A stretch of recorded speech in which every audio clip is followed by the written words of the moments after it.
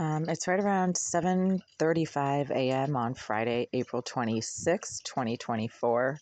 Second video I've had to make in the last 40 minutes because there's somebody smoking behind that wall right there.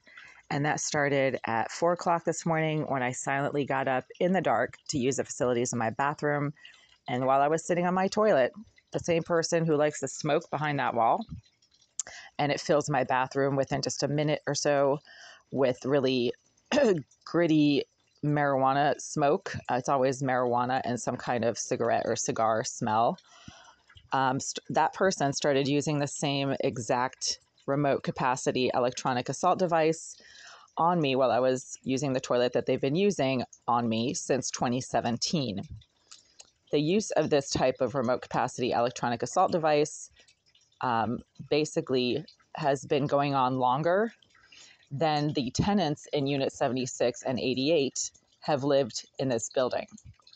The only tenant in the surrounding units who has lived here since before 2017 is Jasmine Irizarry, who lived in Unit 78 behind this wall verifiably between 2013 and sometime in 2022 when Mr. Oleg Aliseyev informed me that she vacated or he moved her out of Unit 78. Most of the information that I get about Ms. Irizarry comes from Mr. Aliseyev, since he is the property manager and appears to be the decision maker when it comes to placing a lot of the DPH and DMH SRO cases that he gets into this unit. DPH and DMH are the Massachusetts Department of Public Health and the Massachusetts Department of Mental Health. And they place a lot of the mental health cases that they are in charge of into this building because this building has nothing but single room occupancy units.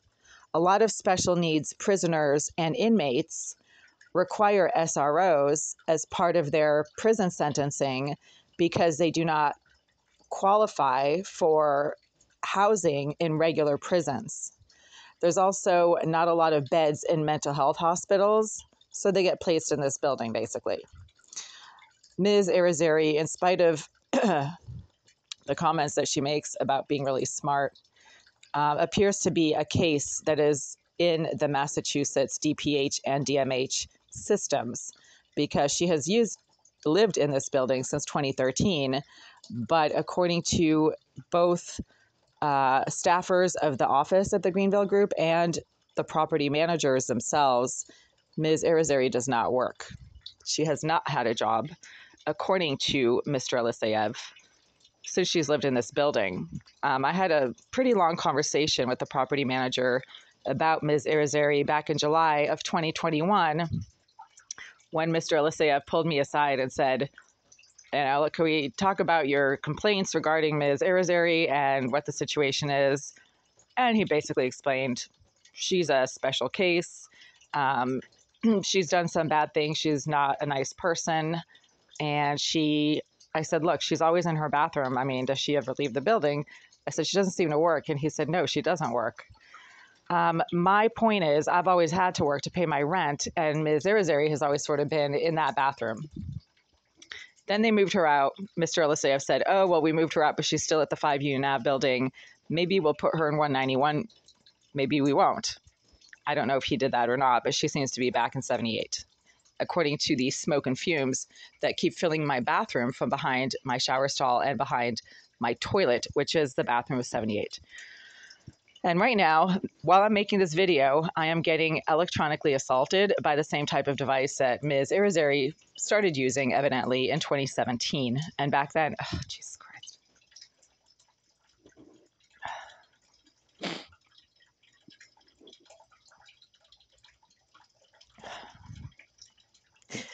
Yeah, so obviously she has a problem with me making this video because she's literally just electronically assaulting me right now. And because you can't see it, obviously it sounds like it's some kind of imaginary situation going on. No, it's not. It feels like you're being tased. And I keep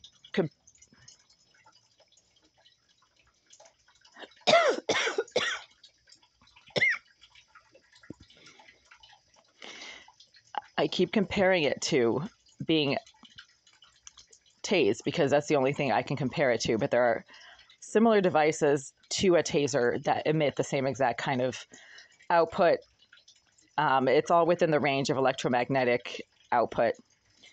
And this appears to be some type of microwave emitting device because it literally can go through walls, but it's at close range, right?